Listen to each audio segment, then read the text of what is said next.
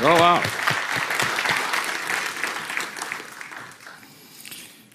Are we on? Yeah, well, that's good. All right, how you doing? Good? Welcome, Ken Sipe. That's the only thing you get here, huh? That's it. That's all I need. We only have 50 minutes, so I am going to do, well, if you guys are okay with it, I'm thinking of just like bypassing a bunch of slides, which you can look at later, which don't really need much, and just going right to code. Is everybody cool with that?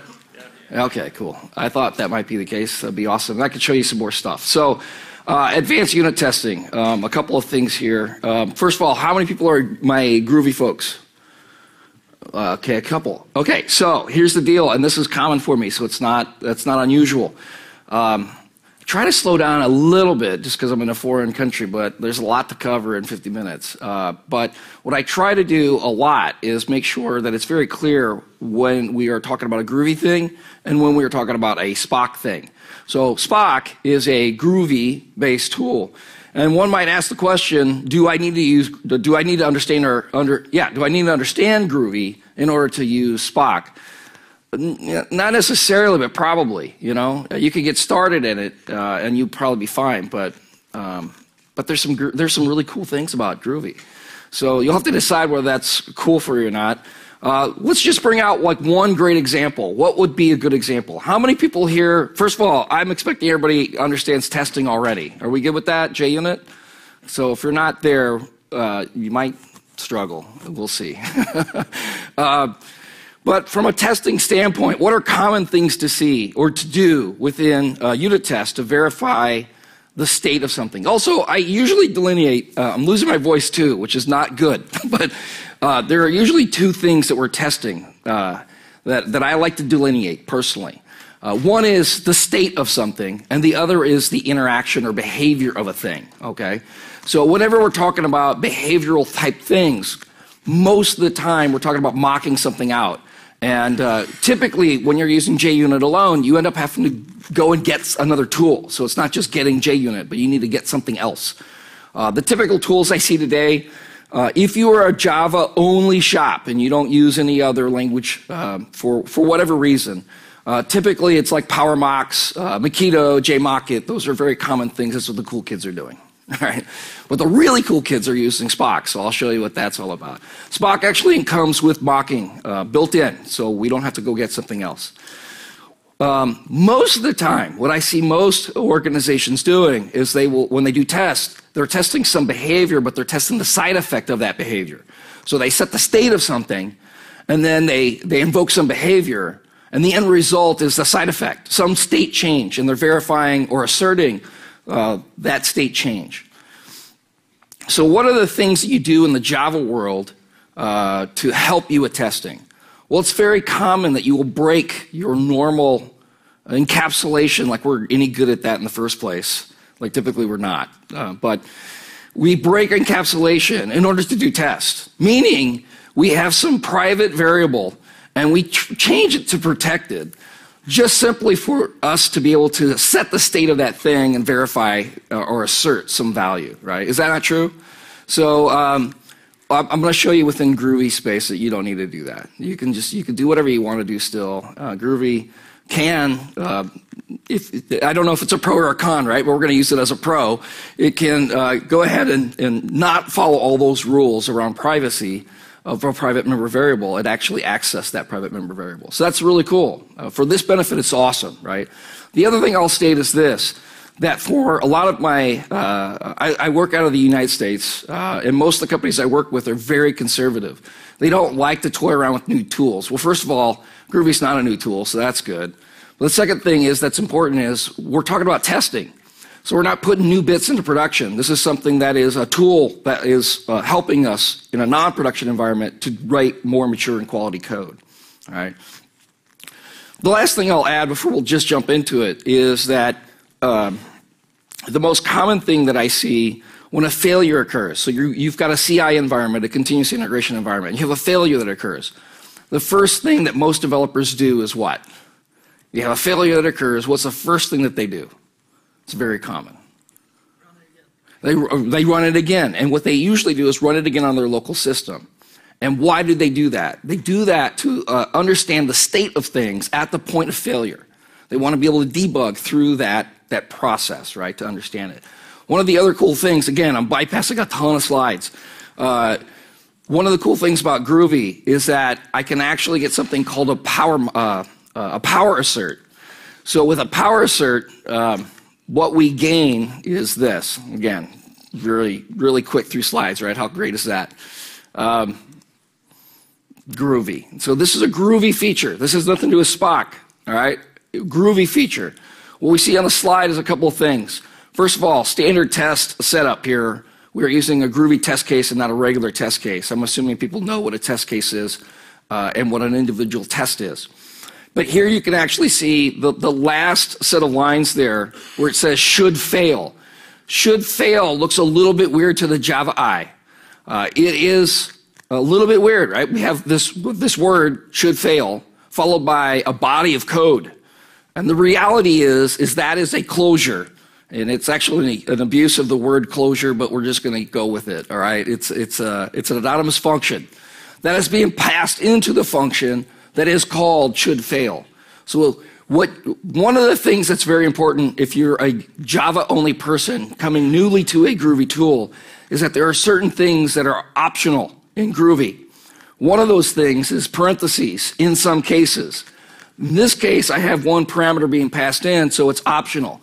So you could just as easily have put parentheses in here where I'm passing what is these curly braces right here is just an anonymous function being passed into a function, right? So we start to see some things that are a little bit different. The other thing that's useful to know is I commonly will use Groovy to test my Java code. So in the code samples that we're going to look at, which are all on GitHub, so you can have access to them, we'll have Java code being tested by Groovy or by Spock. So in this particular case, something useful to know is that the simple interest calculator, which here looks like it takes a constructor that constructs it with a certain rate, it might be interesting to know that there is no constructor defined for that. And in Java, the rule is that if I have no constructor defined, a no argument constructor is created for me automatically. That means I don't have a constructor that takes the thing that you see up here. Groovy has some shorthands, and one of the shorthands is you can pass in a named thing into a constructor, and the code that gets generated under the covers is Java code. And the Java code would create the thing and then set the value of the rate. So there's some shorthands that are somewhat useful sometimes. This is all just Groovyisms that we're talking about, not Spockisms. The thing to know, though, is that Spock is a Groovy tool and takes advantage of a number of Groovy features. All right. So I'm going to start. So I left off. I want to talk about the power cert. If you're trying to understand the state of a thing at the time of failure, this is what you get in Groovy that you don't get with any other tool that I know of as far as testing in the Java world. I actually get this as an output. All values at the point of the failure, or point of the assertion, will be outputted onto the standard out. That includes the objects. The objects will have their toString invoked. So if you have intelligent information on the toString, that will be all provided as part of standard out. So this is what it would look like. 25 clearly does not equal the calc.calculate, which is the function. The return of the function was 20, which clearly isn't 25, where the value of amount and year were 104. So those are the kind of things. And the value of that is I don't need to go to my editor oftentimes. I don't need to go to my local system to run it again to see the state of things because I can see it. It's very often that in this world, when I see the failure in my CI environment, I just know what the problem is commonly, especially if you've added enough information within the toString. So this one is not necessarily a great example. I'm going to do a little bit of setup for Spock, and then we're going to just dive into code. So the whole value of Spock is taking the things that we learned from RSpec, from JUnit, from PowerMox, all of these things, and putting them together in one kind of cool tool. So that is what Spock is. So it promotes clarity and all this fuzzy stuff that we're not going to spend too much time talking about. Right? All right. So really important. This is super important. Spock is a JUnit runner, which means that if you already have JUnit running in your environment, if you already have an editor like IntelliJ, which I'm going to be using here, or Eclipse, you're using Jenkins, if it runs JUnit, then you run Spock, period. All right? That just means you need the dependencies to running Spock, which of course is Spock and some Groovy tools, or the Groovy language itself. So that's super important. If you are running, TestNG. TestNG has some problems running with Spock, but it's not a Spock issue. It has problems running with JUnit. There's well-documented issues with running JUnit and TestNG together. But I also have some articles on how to run them together if that's your environment. So, but it really means running one before the other, and it's not that big of a deal. The important thing, again, is that Spock is a JUnit runner. It runs in the JUnit space. All right, so let's talk about the taxonomy of a spec. So the first thing is we do some language changes. Spock is intended to be a BDD tool, a behavior-driven development tool. If you follow this space, we started out with just unit testing. And then we went from unit testing into Mach testing. Now the problem you get into this idea and concept of Mach testing is you get different opinions. You get two developers together, you get three opinions, right? That's the model. So the problem we have is that some people believe that you should have as much of the production code running as possible.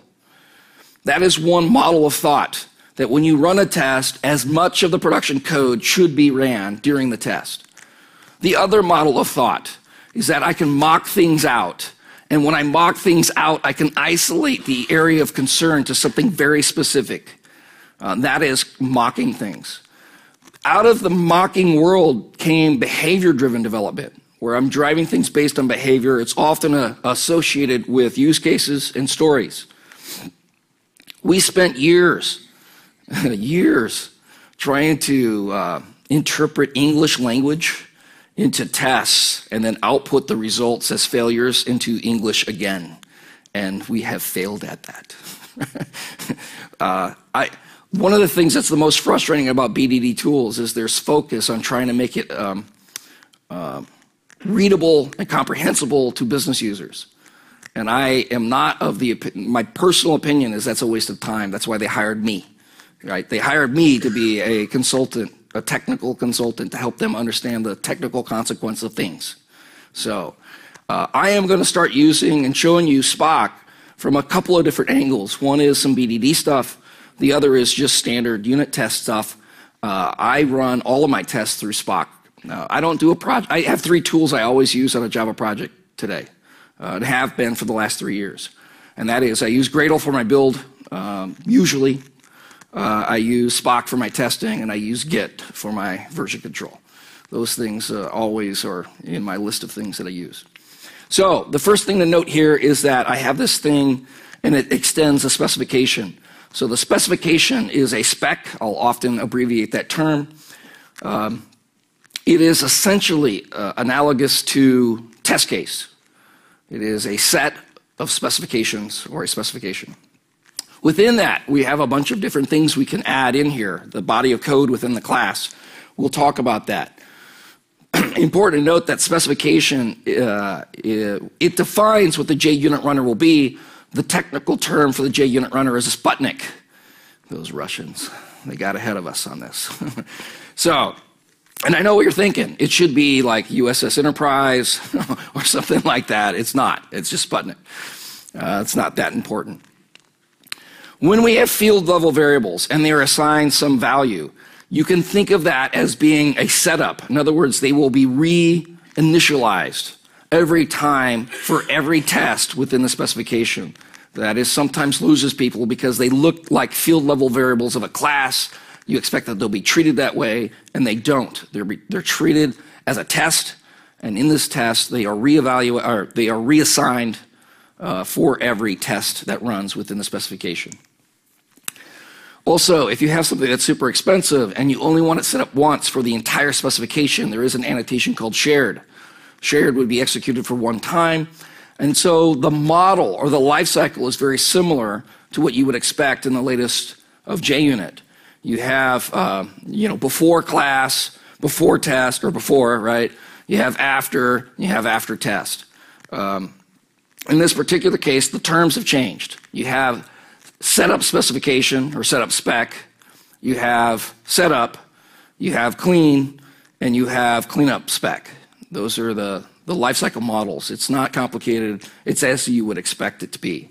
So that part's fairly simple. And there's the slide for it. So they're optional. They're totally optional. Here's a thing that's a little bit weird in the Groovy world, especially to a Java-only person.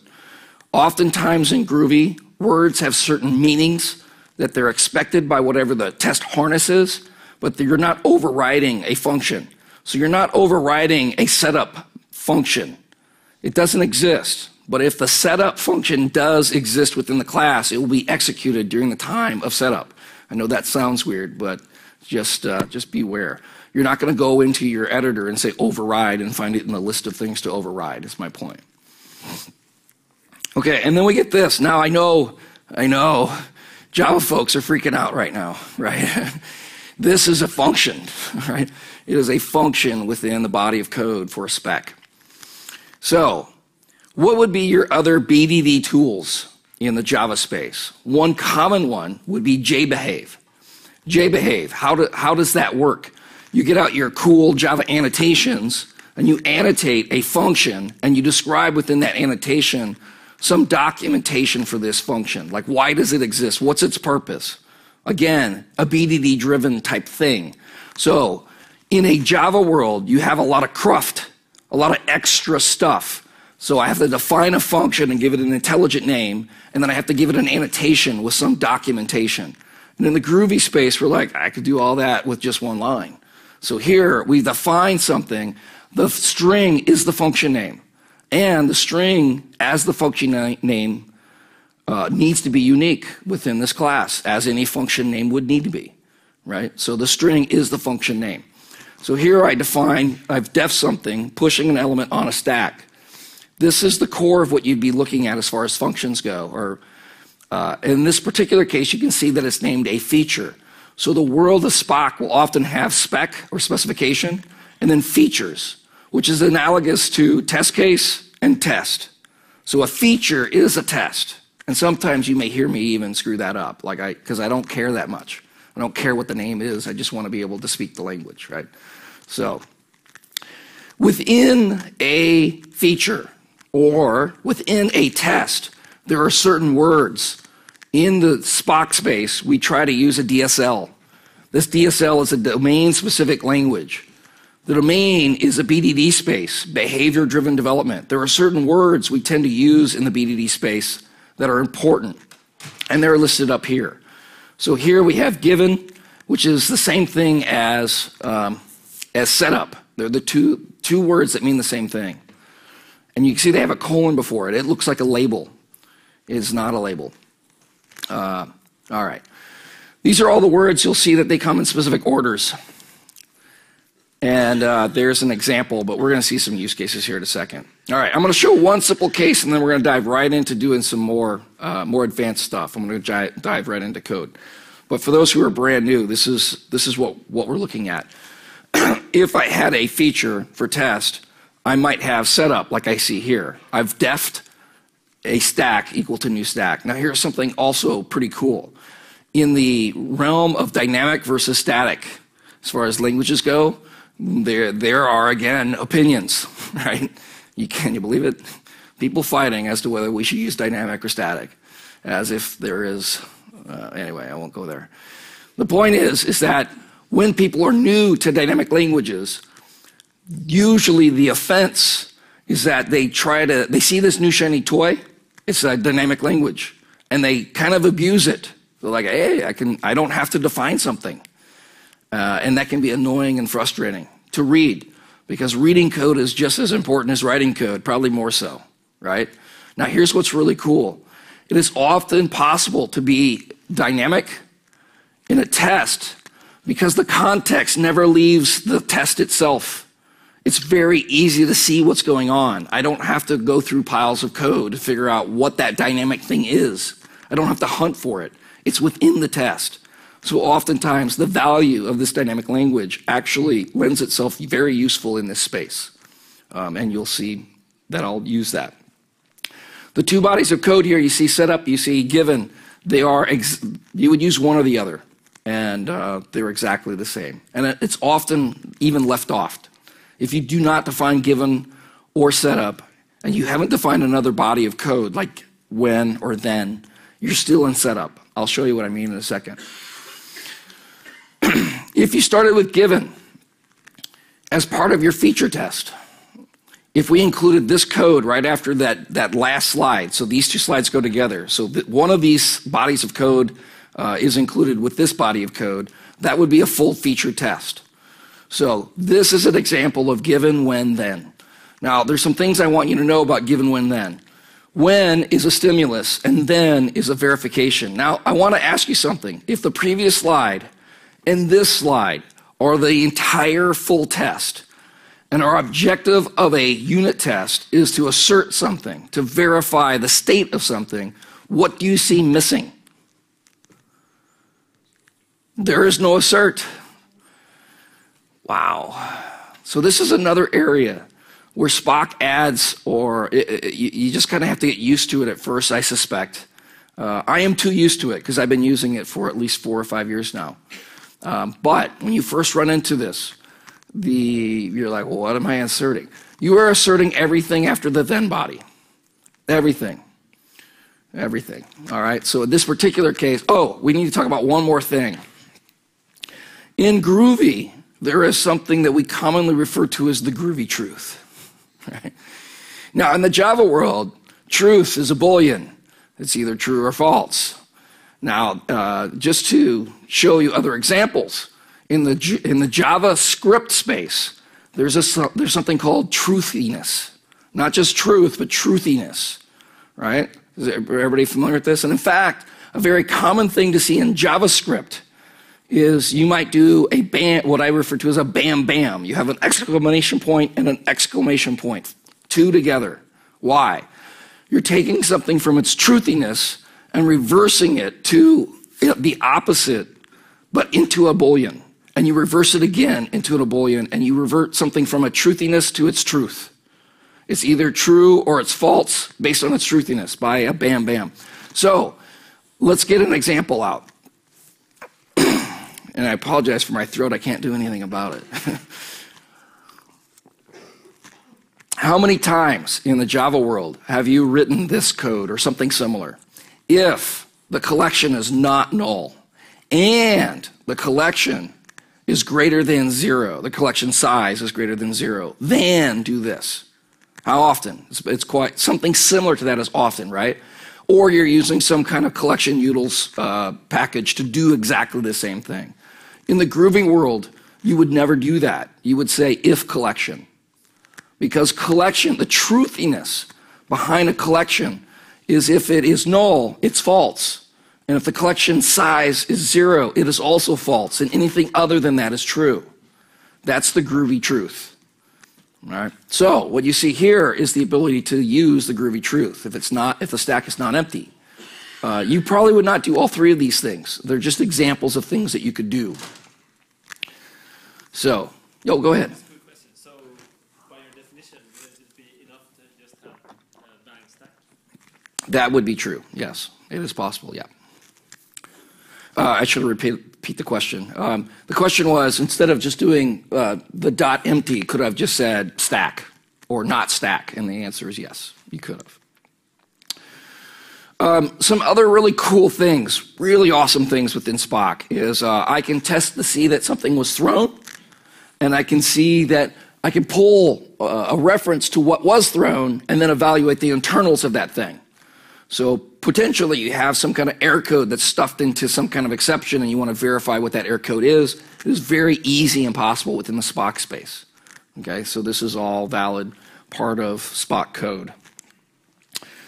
This is a full example. I don't know how often you want to test the absence of something. That's a strange thing. Everybody cool? It's like, hey, this didn't happen, and that didn't happen either. Right? This never happened. But it is possible, for whatever stupid reason, to have null as a key within a hash map in Java. It's a true thing. Right? And here you can see that I'm testing that I can set that to null, and then I can see that this was not thrown. How cool is that? So sometimes at an API level, there are things you might want to check the absence of, and it's possible to easily do within Spock. I'm going to bypass mocks for a second. We're going to make sure that we have time for that, but let's start diving into some code because I don't want to miss out on that. So the first thing is, I have my simple interest calculator. Thing to note, I'm looking at Java code. This is a simple interest calculator in Java code. You can see here I have no constructor defined. It's pretty simple logic. That's about it. This is private. I have a public accessor for rate. I can set the rate. All right, so that's useful to know. There's some annotations within Spock which are useful, can be useful. One is to clearly delineate that the thing following this annotation is the subject under test. This is the thing that I'm most interested in. So you don't lose it, right? You know clearly this is the thing. It also doesn't really do anything. It doesn't do anything other than that. The expectation is that Spock will come out with some really good reporting tools, and as part of that report would include this value. Okay, so that's something to look forward to. Also, here, let's just run this test to make sure that things are good. Here, I've done something different. I don't have a given when then. I just have given expect. Sometimes, when you're invoking something, the result of the thing, the result I'm looking for, happens at the exact same time. I don't have a given, I don't have a when stimulus, then, where I want to verify something. I have both of those things happen roughly at the same time. So when you have that event, it's called expect. Expect does two things. It has a stimulus and a response verification at the same time. So really simple test. I said if I have 1,000, that is equal to calculation of 10,000 by 2, and these values essentially are, I think this is the year, and this is some amount, and then we have the set rate right here. So you can see that it ran. We can also see that if I change the values and run this, I get something that's a whole lot better than I normally get, right? I get the value that this was 10,000, this was 2, this became 1,000, which is not equal to 1,001. Not exciting for this particular test, but there's not a whole lot going on. Let's go one step further. A couple of things to note here. The first is a little bit off screen, but I think you know what it does. I am creating an instance of the simple interest calculator, but at the same time I'm setting the rate. So I can do some shorthand. That's a groovy thing, and it's kind of nice. I've also set some values and some variables, right? So here I say the interest is equal to the amount and the year through this calculation. But I'm doing something very strange to the Java I, and that is I have variables that seem to be defined, but they're not defined before I use them.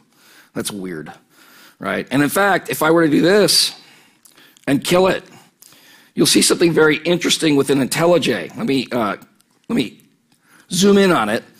You'll see that I have an underbar here. Now, if I were in the Java world, I get a little red squiggly.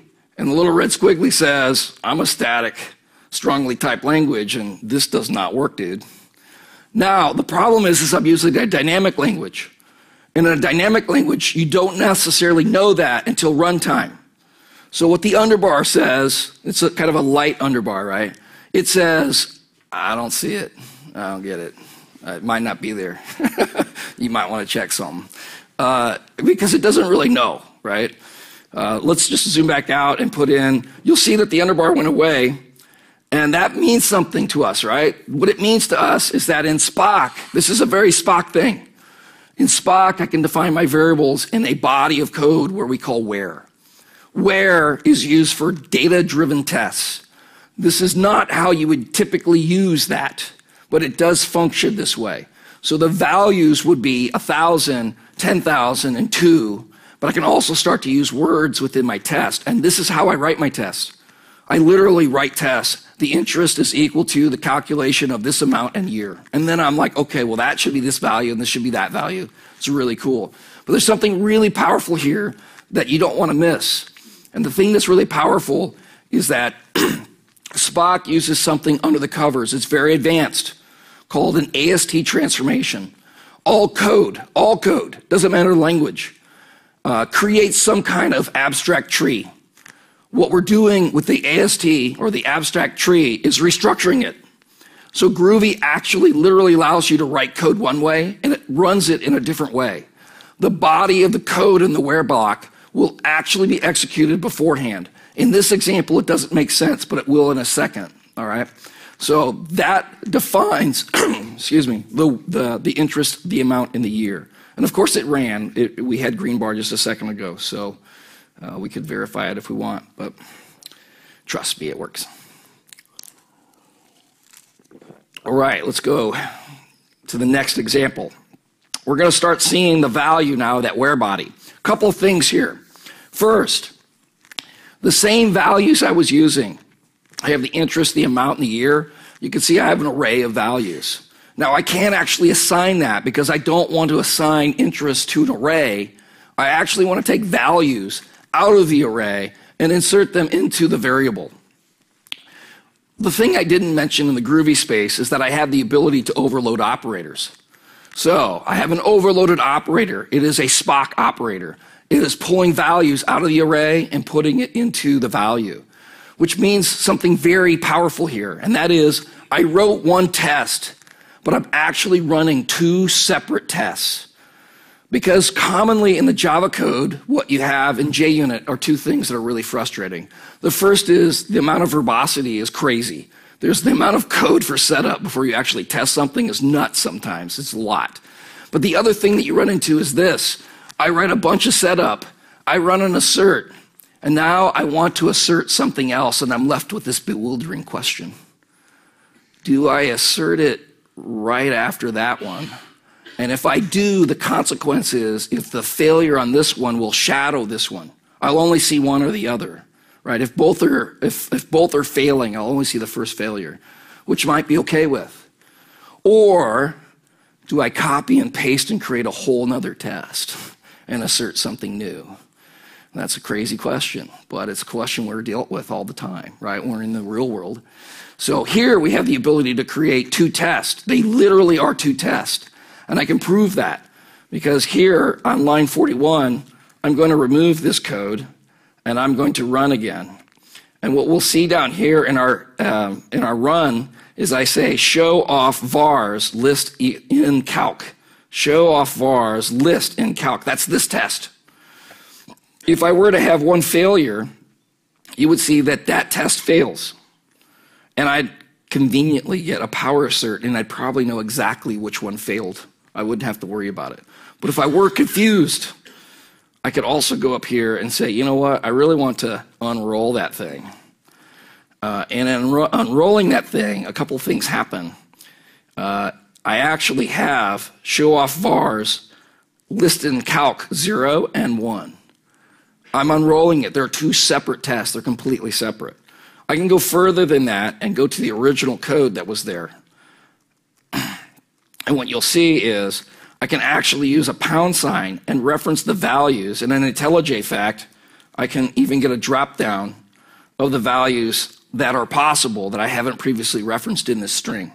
So the string actually represents the values that were being used in an unroll. And let's continue with this failure. I'll hit run again. You'll see that the name of the test as reported actually is different.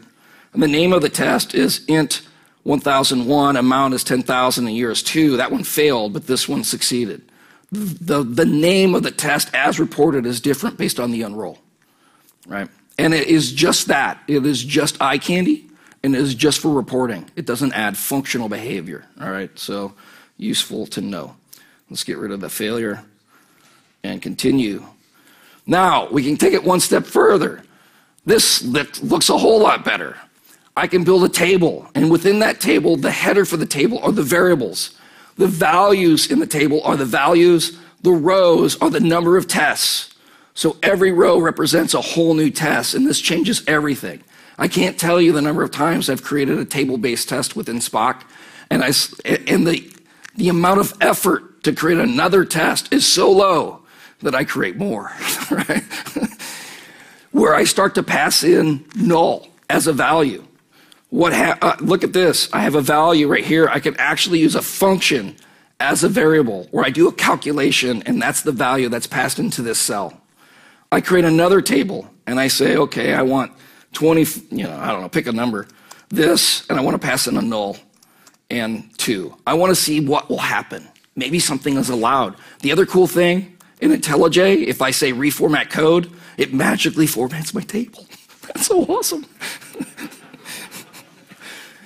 There is another annotation here that is worth knowing, and that is a double bar.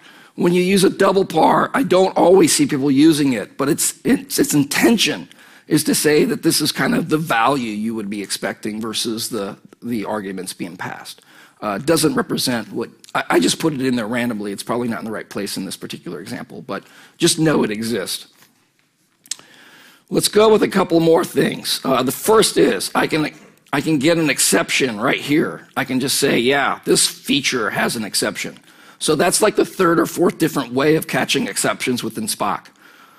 So just pay attention to that. I can say, hey, give me what was thrown. I can say, yeah, this fails with this exception. There's a couple of things. I'm going to end this particular example with kind of a cool feature, but it's not built within Spock. It's combining things with Spock. There is something called Hamcrest. If you're not familiar with Hamcrest, it's worthwhile. In fact, one of my Java interview questions commonly is, tell me what the value of 2.0 minus 1.1 is. And I actually don't care that you know the answer, but we want to have a conversation, right? I will tell you that if you don't know how to solve that, and you have worked on any financial system in the past, I probably won't hire you, because it's just an edge case within Java that you need to know. The end result, of course, is that it's 0.89999999, right? And again, I don't care that you know that answer. What I do care is that Java has an IEEE standard for precision, which is faulty in many mathematical equations, especially dealing with currency. So what we're dealing with here is the need to test closeness of something, right? That's what Hamcrest does. So let's go to the top of this page, and let's take a look at this import so that we're very clear. And I have statically imported Hamcrest matchers with the function of close to and that. Is everybody cool with that? I've statically imported some functions. All right, this is all Java 6 or 7 capability, so it's nothing absolutely cool, but not like the Java 8 stuff. So here I created a calculation, and I said, expect that the calculation where I subtract 2.0, I subtract 1.1 from 2.0, it should be close to 0.9, and in fact, within 0.01 of 0.9. And it will succeed if that's true and fail if it's not true. So oftentimes when you're dealing with random numbers or you're dealing with calculations that might have some level of precision you don't know exactly, but you still want to create a nice test for it, Hamcrest is really awesome. And you can see that it works within Spock very well. So any questions about just the simple interest calculator? We've gone through some Spocks with specs. We've done some given when thens. We've done an expect. We've done some Hamcrest. We've done some things with exceptions. I've got a lot more to go, so I just want to stop with that. Any questions on that? Or anything, any groovy questions? Yes? How good is nowadays the IDE support of Groovy? Can you, for example, refactor your Java code so that your test code is automatically refactored at the same time? Yeah, so the question is how great is the editors with Groovy? And there has been a history of refactoring that's problematic, and I agree with that. Specifically within the testing space, it's not a problem at all because I don't have inheritance working for me and I don't have classes scattered and stuff. So if you're just dealing with this alone, there just aren't any problems. I haven't run into any problems. Refactoring happens right within the file, and it's the editors kind of understand what's being done. So that part's easy. If you're building out a whole bunch of Groovy stuff, I don't know. I haven't done that for a while. I used to do a ton of Grail stuff, and it's been years now for me. So if you change your production code, the test that uses great question as well. The question was if I change my Java code and I'm refactoring that, will my Groovy code change? And yeah, it does change. Yeah. Is there some edge case for that? Yeah. I see. Yep. I do a lot of that, by the way. A lot of Spock. Oh no, we have more than 10 minutes, dude. You turn that around. All right, well, let's get into some mocks. And with some mocks, I want to show off a couple of things first. I want to talk about, let me see if I have it in here somewhere. There we go, perfect. This is a different project, so just pay attention to that. I'm going to show you what you're used to seeing if you're doing mocks. In the early days, what we had for mocks is something like this with JMock. And it's ugly, right? I am taking exactly what Martin Fowler had for code in a great article where he said that stubs aren't mocks, or mocks aren't stubs, or something crazy like that. It's a great article. Just look it up. And I'm using his code to show you what it would look like in the Spock world. Here we have the mock of the warehouse, where once, this is great stuff, right? Once we have a method that has inventory. You want to talk about refactoring issues, right? Refactor has inventory. I have a string that represents that. That, of course, will be missed on refactor. It's a pain. This is all painful stuff. So I'm not even going to go through it too much. The idea of this example is that I have a warehouse that's stocked with Talisker, which I don't know why you wouldn't go with Bacallan or, never mind. And you are removing from the warehouse some value. So also, important to know for mocking, there are certain order of things. What I do normally is I set up a recipe. I then say I'm done with the recipe, and then I invoke some behavior, and then I verify that the recipe was followed within that behavior. All right? So it's a very common model to see. You see it every time. So here you have all the setup code. You have the exercise, the real thing. That's invoked by this proxy. So a recipe was created and handed off to a proxy. It was put into the real object. So we're actually testing the order object with a mock of warehouse. And then we verify right here. So that is JMock code. Now, we did it a little bit better when we went to EasyMock. Within EasyMock, which I used for years, we create a control. We are dealing with an interface now, which is a whole lot better, where we create a mock on the warehouse class, which is probably an interface. With that, we can actually say has inventory on the interface. So if I refactor, good things happen. So that's good.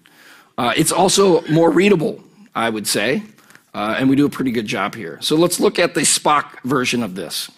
And you tell me whether you think this is better or not.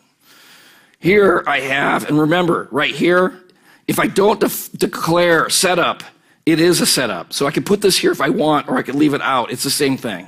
So I oftentimes don't say setup, because I'm lazy. That's just what it is. All right. When I fill the warehouse, so I have an object that is mock. This was the creation of a mock. I can do a couple of things here. The first is I can say that's equal to a mock. The other thing is I could say def. Now, if I say def, I could say def this thing as a mock. That doesn't help me, right? We'll see some examples in a second. I say then. Now, here's where Spock does some really amazing stuff. Since you need to build a recipe and you need to verify, and you're verifying the recipe, we might as well just define that in one place. So in the there body, we are asserting that the warehouse had the has inventory on Talisker, where I passed in 50. Now here's the cool part. The chevrons that go right, the shift right operator, because in Java we're always shifting a bit to the right for some reason, right? That actually is an overloaded operator, and it does a return. Now the cool thing within Spock is this. I could, if I wanted to, do this. I could also do this. Right? It's a body of code. But I can also shorthand things, and I can say, yeah, that's just true. If you could type. All right? So, very cool thing. Obviously, this runs. This is the example we're talking about. I can start to do some other cool things, and I'm going to run out of time, so I'm going to shorthand some stuff. Things that you can do. I can say that the has inventory happens once. I can say that it never happens. This function is never called. I can say that it's called twice. I can say it's called up to 2 times. I can say it's called 1 to 2 times. Right? I can do lots of crazy things. There is a wild card within Spock, and that is the underbar. And in fact, oddly enough, this is completely valid Spock code. I can say any number of times any mock could be called with any function with any variable. That's completely legitimate Spock code, but never, you're not allowed to ever write that. You'll be hung. All right, some other things that might be useful. I could say, I don't care if it's Talisker or not. I could say anything is passed in. I could say that it is any number of variables. I don't care what the variables are, but if ever has inventory is invoked, I want you to return true. I can do something also kind of crazy. I can say shift right 3 times and then say it's true and it's false. All right, and what you get with this is the first time it's invoked is true, and any other time after that will be false. All right, so the second time is false, and then any time after that is false, depending on the number of times it's called. So let's go out to a more real-world example, and then we'll probably have to close. Oh, you know what? I want to show you something really cool, actually. All right, I'll go really quick through this, and we'll see where we get. Let's see here. Zoom in. All right. Again, I'm going way too fast. I get it, but you'll have access to this code.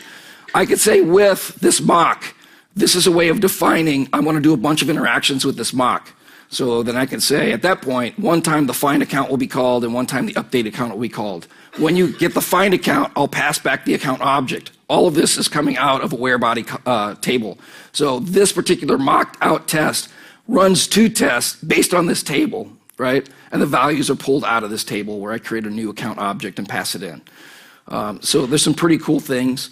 I can say that never when I'm depositing something is it possible for a create account to occur. The other thing I didn't tell you is that this function is actually regex. I know that sounds scary, right? I can say that 0 times does create star dot ever get called. That means no create methods ever get invoked, right? Never does a create object, doesn't care if it's a create account or create a check, create a savings, none of that ever gets called. Again, anytime up to 2 times, we talked about that. This is never does, or any number of times the update account or create account is called, it's regex. Yeah, be careful. It's a sharp knife, right? It's a sharp knife. All right, last thing, and then I don't know if we'll have time for questions, but you'll attack me as we get out there. I have something that seems simple, right? It is the say on fail annotation on this spec. What I'm showing you here is the ability to extend Spock in your own personal way. You can extend it. So this is our annotation. We created it. I borrowed it from Zan, who I thought was brilliant. He gave me his okay to use it, so I'm giving him kudos for that. We're going to create something that's a runtime annotation. It can be on a type or on a function or on a method, and it is an extension to say on fail. So let's go into that. This is a Spock class. We're going to extend this Spock class, and when we visit a spec, which means a specification, or visit a feature, we're going to do something. If you see visit on spec, all we're going to do is iterate all of the functions and invoke this function. So it's super simple code where I'm essentially invoking this, where I get the function, the feature function, and I add an interceptor to that. So what's the interceptor? It is this interceptor that we created. This is our code again. We're back into our code where I'm writing some code. We're going to look at that in a second. Let's look at the say on fail interceptor. Now, what we have in here is I want the max of 1 and 2, and clearly 1 is not the max, right? So let's go ahead and run this and see what happens. Failure is not an option. There, right? So if we were to back into this interceptor again, whoop, got to dive again. All right. Say on fail interceptor, what you will see is that we actually invoke in almost an AOP way some function, and this would only work on a Mac box, but if we ever have a failure, we'll invoke the say -v, pass in the voice name, and some kind of phrase, which was based on our annotation, right? Totally cool stuff. So with that, hopefully you got some value out of that. It's very quick pace, but I'll take some questions after we're done, because I think we're done. Thanks. Yeah.